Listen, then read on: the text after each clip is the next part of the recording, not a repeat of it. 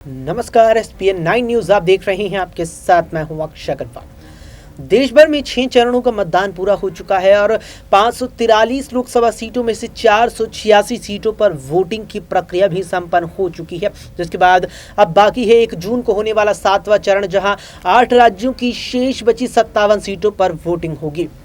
ऐसे में अगर बिहार पर नजर डाली जाए तो प्रदेश में अब तक 6 चरणों के बाद 32 सीटों पर वोटिंग हुई है और आखिरी 7वें चरण में 8 बची सीटों पर भी मतदान होगा। ऐसे में अगर बात करें यहाँ पर बिहार की सारण लोकसभा सीट की, जहाँ 5वें चरण में मतदान हुआ, वहाँ से प्रत्याशी इंडिया गठबंधन की रोहिणी यादव लगातार ही चर्चाओं में है।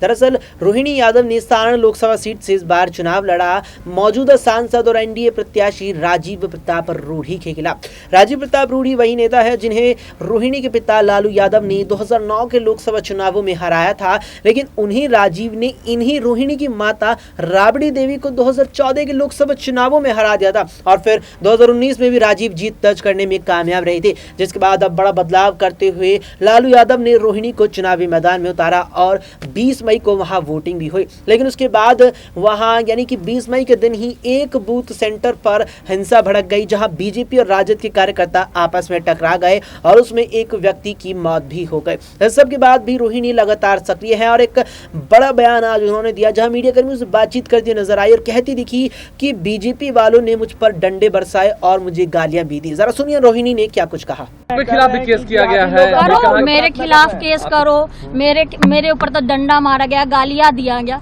जो करना करो, गोली चलाओ। यही है ना, शूट आउट का दिया गया है ना ऑर्डर।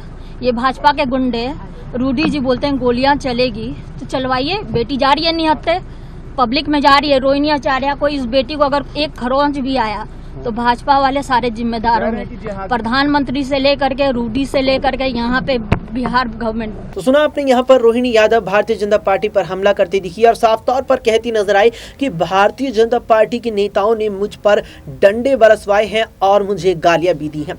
बता दें कि रोहिणी आचार्य पहली बार चुनावी मैदान में उतरी हैं और सारण लोकसभा सीट से पहली बार ही उन्होंने लोकसभा का चुनाव भी लड़ा है। ऐसे में अब उनके सामने चुनौती होगी लालू यादव की साख को बचाने की, तो राजीव प्रताप रूढ़ी के सामने अवसर होगा सारण लोकसभा सीट से हैट्रिक लगाते हुए लगातार तीसरी बार यहां से सांसद बनने का। देखना होगा कि कौन जीतता है और कौन हारता है। फिलहाल के लिए इतना ही। देश दुनिया की तमाम खबरों के लिए देखते रहें SPN 9 न्यूज।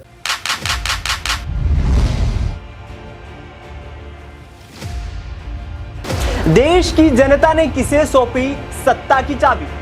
चुनाव के बाद अब है सटीक आंकड़ों की बारी। जनता से जाना किस तरफ है उनका विचार। बनने वाली है देश में अब की बार किसकी सरकार? देखिए सबसे सटीक एग्जिट पोल 1 जून शाम 6 बजे से सिर्फ SPN 9 न्यूज पर।